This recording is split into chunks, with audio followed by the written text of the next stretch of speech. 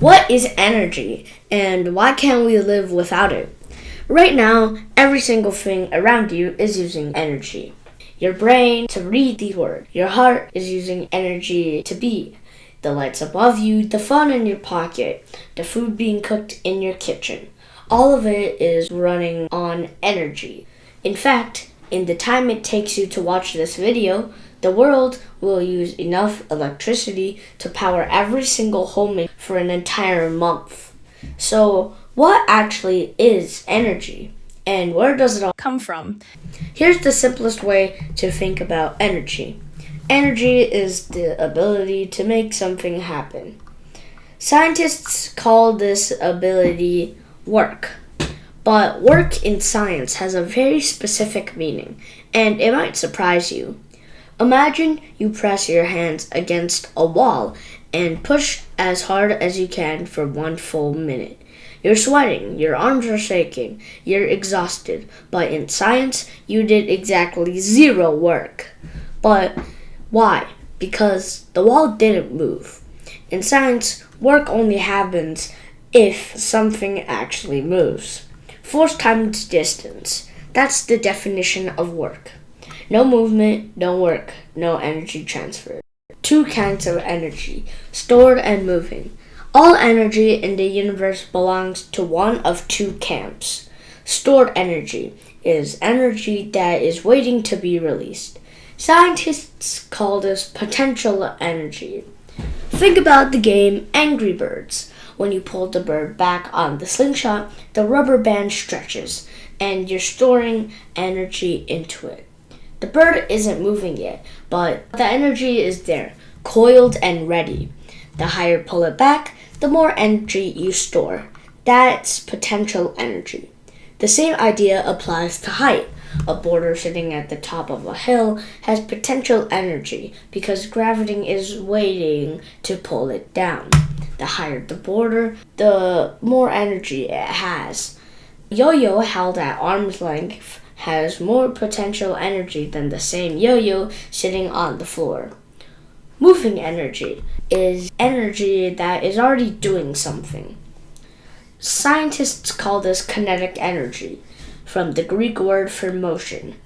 The movement you release the Angry Bird slingshot, that stored potential energy instantly converts into kinetic energy, and the bird flies. Here's the key insight. All stored energy needs a trigger to release it. For the elastic band, the trigger is letting go. For the boulder, the trigger is a push. For a match, the trigger is friction. And for fossil fuels, coal, oil, gas, the trigger is fire. We will come back to that in the next episode. The many forms energy takes. Within those 2 camps, energy shows up in many forms. Chemical energy is stored energy locked inside the bonds between atoms, like compressed springs. Food, gasoline, and wood all contain chemical energy. When your body digests a burger, it breaks those bonds and releases the energy inside. Some becomes the movement of your muscles, some keeps your body warm. Thermal energy isn't just heat. At the microscopic level, it's molecules dancing. The hotter something is, the faster its molecules are vibrating and colliding with each other. When you touch a hot pan, what you feel as heat is billions of fast-moving molecules crashing into your skin. Electrical energy moves through wires, but here's the thing most people get wrong. The electrons in a wire don't travel from the power plant to your home. They barely move at all. Think of a wire in a pipe packed full of marbles. When you push one marble in at one end, the marble pops out at the other end almost instantly. Even though no individual marble traveled the whole distance, electrons work the same way.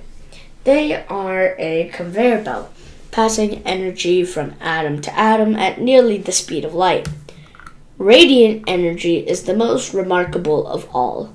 It needs no wire, no air, and no medium of any kind. It travels through the emptiness of space. Sunlight is radiant energy. So is the heat from a campfire you can feel on your face before the smoke reaches you. We will explore radiant energy in depth when we get to solar power in episode 4. Nuclear energy is stored in the core of atoms themselves.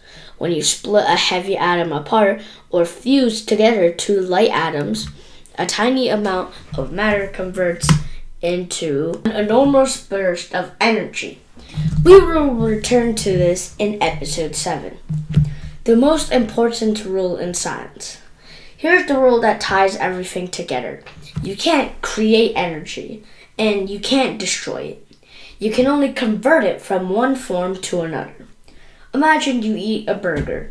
It looks quiet sitting on the plate, but inside of it, billions of chemical bonds are packed with stored energy, like millions of tiny springs wound tight. When your body breaks those bonds, the energy goes somewhere. Some becomes the kinetic energy of your legs when you run. Some becomes the thermal energy that keeps your body at 37 degrees. Some leaves as heat when you sweat. If you could somehow collect every joule of energy that came out, movement, heat, sweat, breath, it would add up to exactly the same amount that was in the hamburger, not 1 joule more or less. This is called the law of conservation of energy, one of the most tested and proven laws in all of science. But there's a catch. Every time energy converts from one form to another, some of it escapes as heat we can't use. A light bulb converting electricity into light also gets warm. The heat that is energy you paid for but can't get back.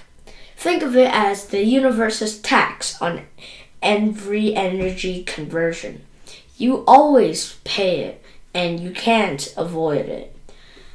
How much energy does the world actually use? In 2024, the world used about 180,000 terawatt hours of energy. 1 terawatt hour is enough to power about 90,000 homes for a year. Multiply that by 180,000. And that number keeps growing. One of the biggest new drivers is artificial intelligence. Running an AI model doesn't just require energy for the computers doing the calculation. It also requires enormous amounts of electricity to cool those computers. AI servers run so hot that data centers need giant cooling machines systems running 24 hours a day, now expected to consume as much electricity as the entire country of Japan within the next few years. Where does this energy all come from? Right now, about 80% of the world's energy still comes from burning fossil fuels, coal, oil, and natural gas. The remaining 20% comes from nuclear power, hydroelectricity, wind, and solar. The balance is starting to change, but understanding why it needs to change and why it is changing is so hard, is what this whole series is about. Here is something to think about.